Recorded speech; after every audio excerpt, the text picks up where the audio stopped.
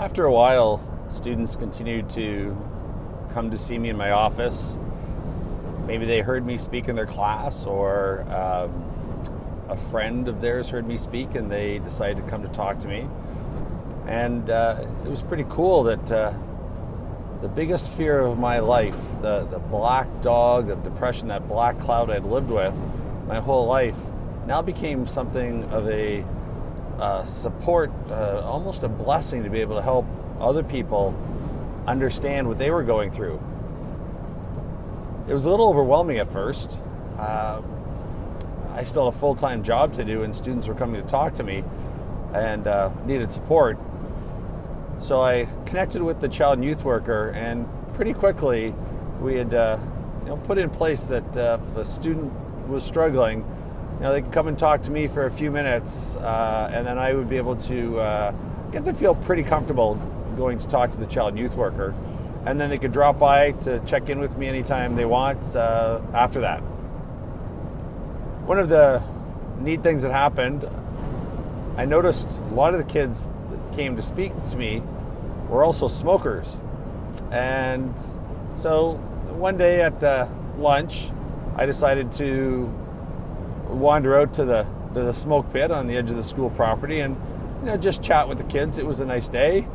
And as I was standing listening, I started to hear more and more of them talk about how exhausted they are and how tired, and the word depressed came up regularly. And so I shared briefly with the small group that was staying there about had they heard my presentation, or did they know about sleep and stress. And we just chat for a few minutes. They'd share some things going on in their life, and I'd share a little bit more about what I'd gone through. And a group came back to my office during their lunchtime and wanted to share some of the things they'd been living through. And it was really interesting. They, these kids all smoke, and when you ask people why do they smoke, a lot of them will say they smoke because it relaxes them.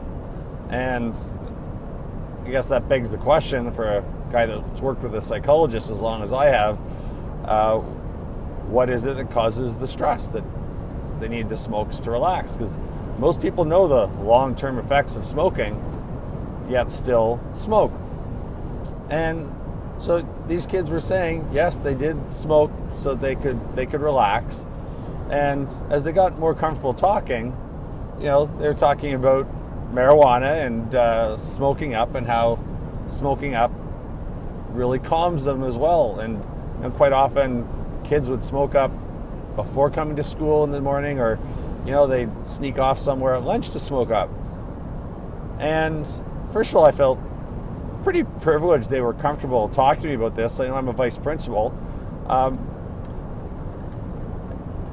I catch kids smoking up, and my job is to make sure that the marijuana is not in the school, and to make sure that they're safe. And we end up sending them home or suspending them for drug use, and or possibly getting the police involved. And as I got to chat with them more and realize, they're smoking up to relax themselves so they can go to school, and then they get caught at school, sent to me, and get suspended. Okay, this cycle's not working. And so working with the kids, we put in place, and this is at more than one school as I continue to work with kids. When you're feeling that angst that you can't come into the building because maybe you didn't sleep last night, or you had a fight, or you're worried about something, or whatever it is, if you're feeling the angst, and quite often what accompanies the angst is sensitivity to loud noises in the classroom, a big classroom of 25 to 35 kids, and even the bright lights of the classroom would affect quite a few kids. So if you're experiencing angst and you feel that you're going to have to smoke up to get into that class, or you're going to skip school, why don't you come to see me beforehand, and we'll connect you with the child and youth worker, and we'll let your teachers know that you just need a quiet place to work for this period, part of this period. And once again, it was so cool to not be suspending kids. Because, I've been in education for 30 years, and I've said over and over, I have not met a bad kid yet in 30 years.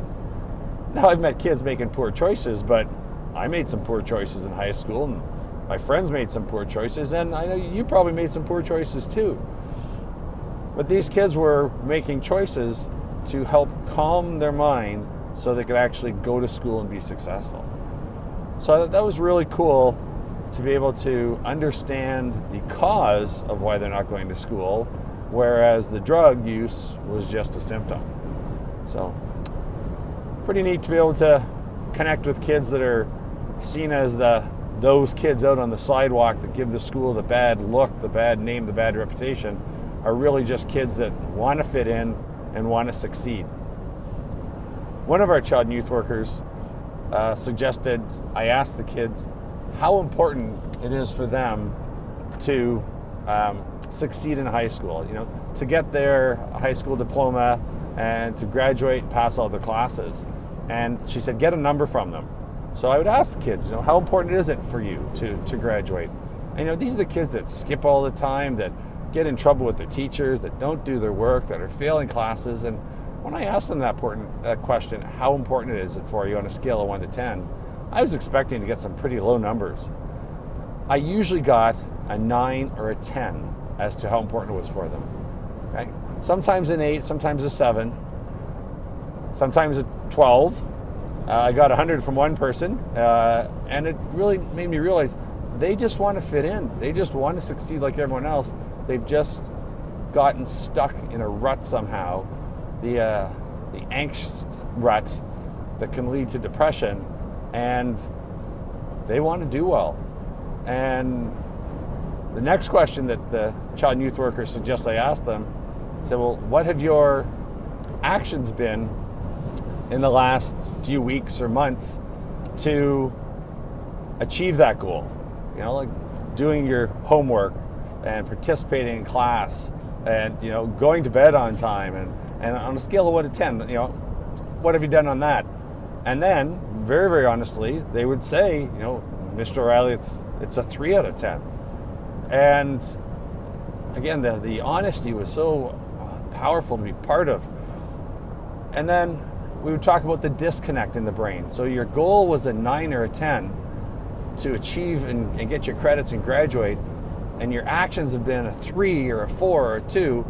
I said, you see that disconnect in your brain? Your brain gave me those 2 different answers.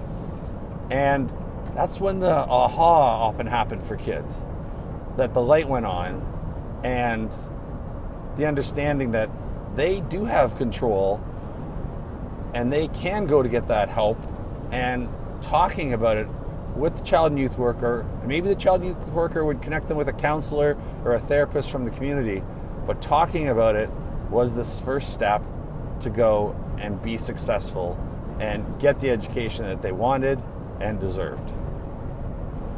That's it for now.